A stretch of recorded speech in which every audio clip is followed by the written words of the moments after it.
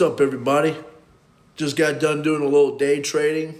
Did the Bible this morning. I'm watering my new sod right now. And I was watching Fox News and they talked about the Supreme Court.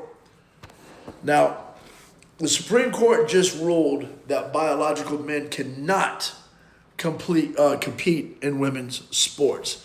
And thank God that common sense still prevails. It's crazy that we have to have the Supreme Court rule on something as ignorant as this.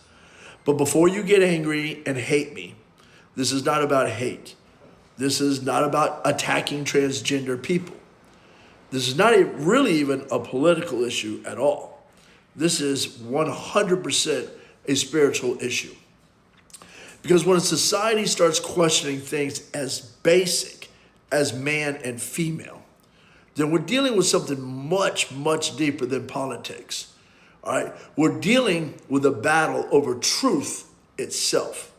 You know, Romans chapter 1 feels incredibly relevant here. Scripture warns us that when people continually reject God's design, confusion follows, and eventually people begin exchanging the truth for a lie. Women's sports, I'm going to say something crazy here. Women's sports were created for women. You don't have to hate anybody for saying that. All right? It's just common sense.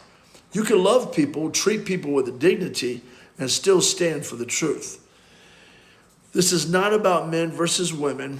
This is not about Christian versus transgender people.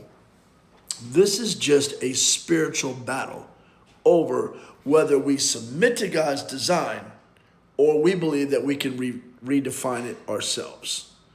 God created man and women, and he named them man and women. We don't have the right to change that. We don't own that. God does. And to sit there and believe that transgender people could play in women's sports, you can believe what you believe. You can even feel a certain way. But bottom line is, you're not a woman. You are a man. And you have the strength of a man, the endurance of a man, and the power of a man. Even a weak man will still dominate in a woman's sport. So it's not fair. It's just common sense. And as a father of two girls, I'm not going to have my girls participate in a sport against another man. I don't care what he calls himself. So when you or us or as a country, when we get away from God's teaching and his purpose in our lives, and we get away from God in general, we start to become crazy and senile, because everything, including common sense, comes from God. And when you separate that relationship with God, then you're separating common sense. And nothing but evil, chaos, and torment is going to follow. Just something to think about. Peace.